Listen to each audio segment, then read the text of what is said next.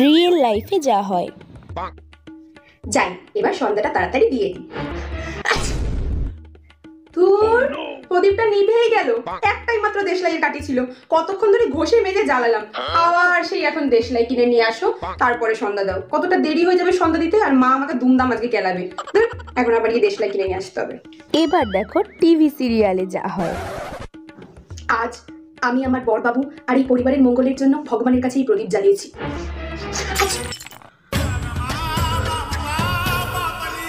কিন্তু এই প্রদীপ নিভে কেন গেল? ভগবান, তুমি কিসের ইঙ্গিত দিচ্ছ? তবে কি আমার বরবাবুর জীবনে কোনো অমঙ্গল আসতে চললো? না, এই হতে পারে না।